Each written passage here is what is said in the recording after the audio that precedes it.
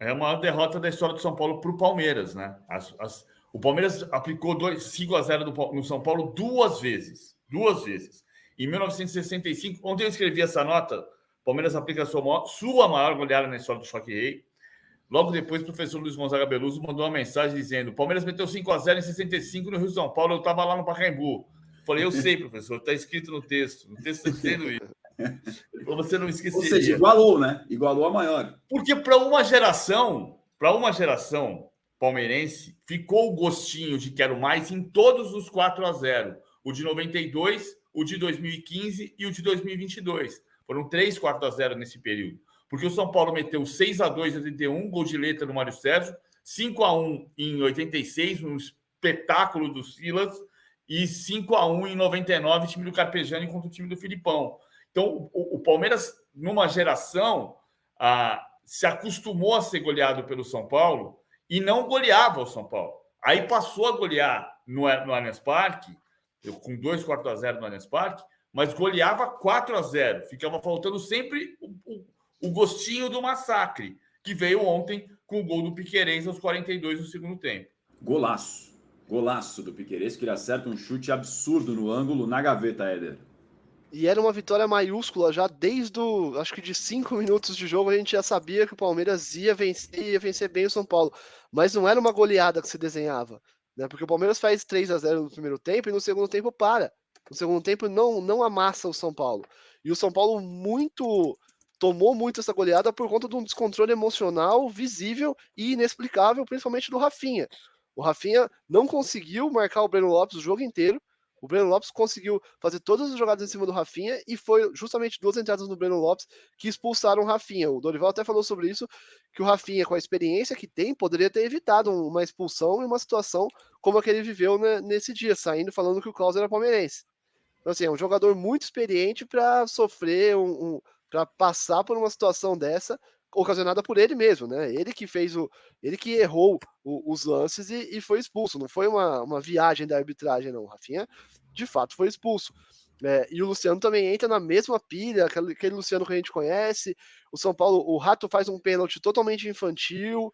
Então, assim, o São Paulo teve um descontrole emocional muito grande. E aí, a partir da expulsão do Rafinha, uma vitória tranquila, maiúscula, acaba se tornando uma goleada.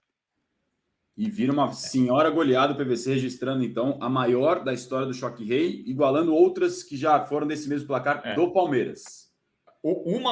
Só uma outra 58 anos atrás, em 65. Por isso que eu digo, eu destaco isso. Uma geração de palmeirenses esperavam 5-0 ou 6-0. Porque desde 65 não tinha 5-0. Que foi um jogo do Rio São Paulo, da academia do Filipe Nunes, mas é um jogo que ficou meio de lado. A maior goleada da história do clássico é São Paulo 6, Palmeiras 0, no velho campo da Rua da Moca, que não existe mais. São Paulo, antes do Pacaembu, e depois da mudança, da fusão com o Clube de Regatas Tietê, que tinha o campo da Chácara da Floresta, onde hoje é a Ponte das Bandeiras, o São Paulo foi jogar na Rua da Moca. Quem costumava contar muito essa história era o Bauer. O Bauer foi meu técnico. Tentou me ensinar a jogar futebol, não conseguiu. O Bauer, o gigante do Maracanã. Gijo Piolim, Renganesse, Rui Bauer em Noronha, Luizinho Sastre Leone das Remy Teixeirinho, o time campeão de 45, 46. O Bauer era desse time e o Bauer conta. Esse time já jogava no Pacaembu. Mas no final dos anos 30, quando o Bauer chegou ao São Paulo, jogava na Rua da Moca, onde teve o maior placar da história do Choque Rei, São Paulo 6-0 em 1939. Do lado palmeirense, ontem a maior goleada, 5-0, empatada com 5-0 da Academia de 65 do Filipe Nunes. Agora, a gente, do lado palmeirense, que é o lado vencedor, vou pedir para cada um de vocês tentar nos ajudar a entender como foi construída a goleada, do ponto de vista do Palmeiras e do ponto de vista do São Paulo. Começando contigo, PVC, do ponto de vista palmeirense. Como o Palmeiras conseguiu construir esse 5-0 num jogo em que, aqui no de primeira, você não estava aqui, mas a gente conversou ontem sobre isso, parecia com um São Paulo bem relaxado, a gente conversava com o Danilo Lavieri, praticamente, entre aspas, de férias, porque a temporada para o São Paulo é mais cumprir tabela já com o título da Copa do Brasil, e um Palmeiras que ainda tem objetivos. Então, o jogo valia muito mais para o Palmeiras. Essa diferença de vontade, de intensidade, se refletiu claramente no placar. Como o Palmeiras conseguiu construir o 5-0, PVC?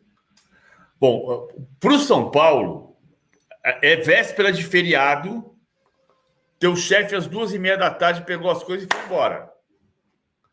Você tá ali, ó. Putz, tem que esperar só para bater o ponto. Esperando da hora para vazar. Esperando para bater o ponto. Isso. É só isso que o São Paulo está fazendo no campeonato. E esse é o problema.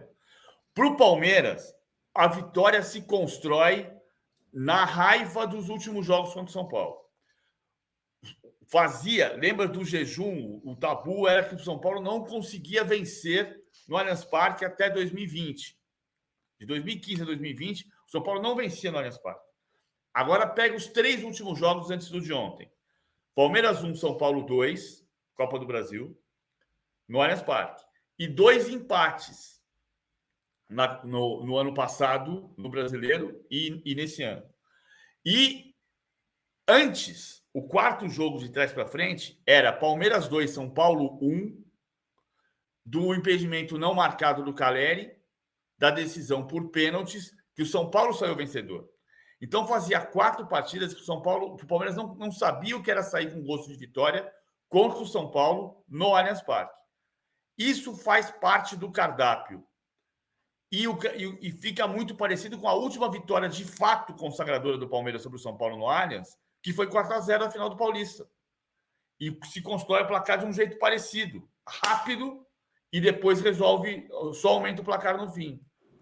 Então, e a questão de que o Abel deixou daquela fase. Lembra que eu falava? Abel não confia no banco, por isso ele só faz alterações depois dos 32 do segundo tempo e grande parte depois dos 40. Ele, nesse momento, confia no banco. Nesse momento, ele confia no Luan, ele confia no Breno Lopes, ele confia no Hendrick, ele confia no Richard Rios, por obrigação, e ele mudou o sistema.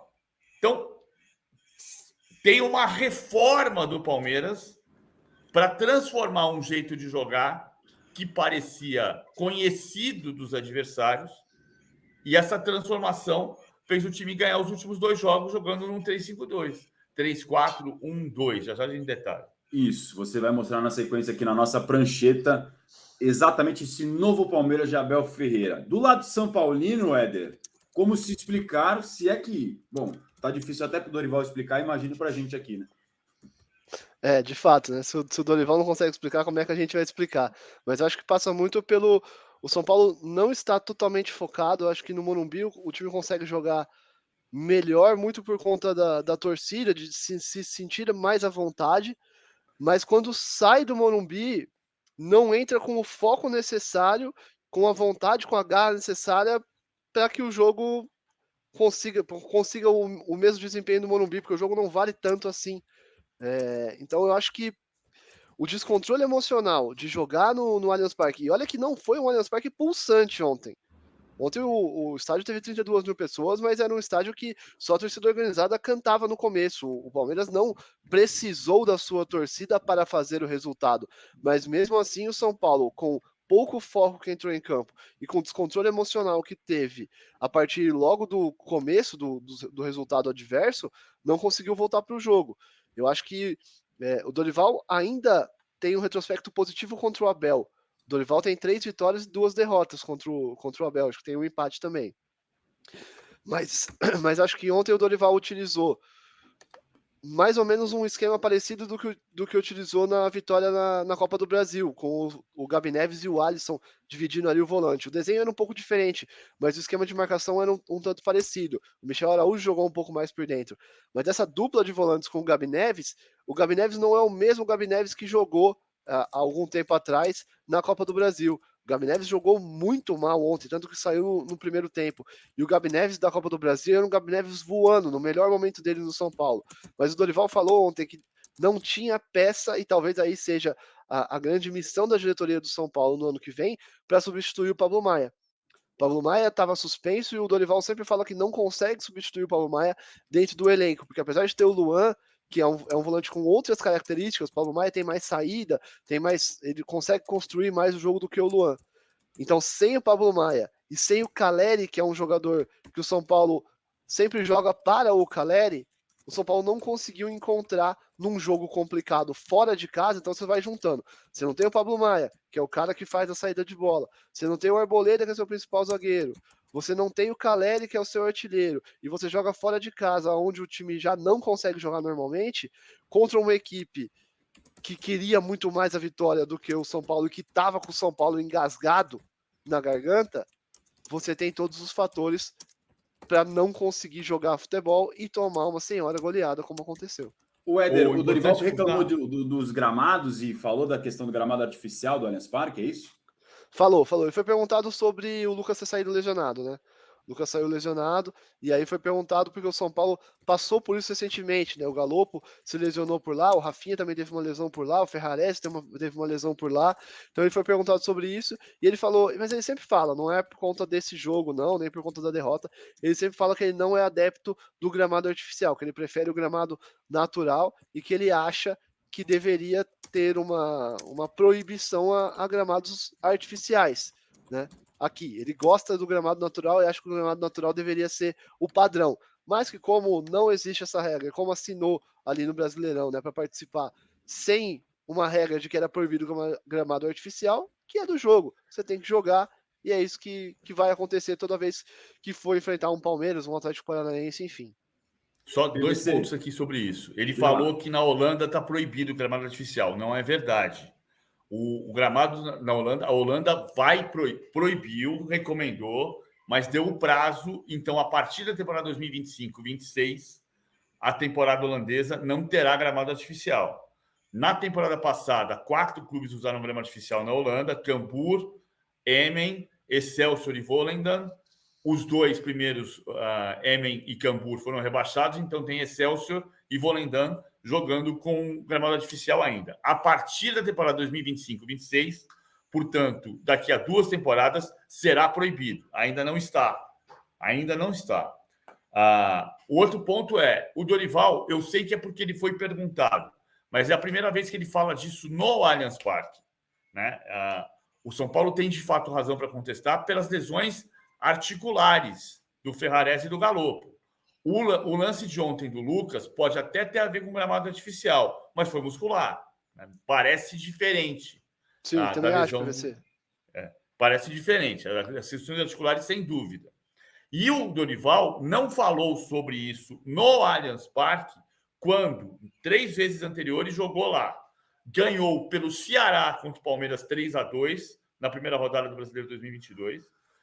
Ganhou São Paulo 2-1 contra o Palmeiras na Copa do Brasil e empatou 1-1 pelo Flamengo. Então, o Dorival estava invicto no Allianz Parque. Eu sei que ele falou ontem porque foi questionado. Ontem acho que são 2 erros.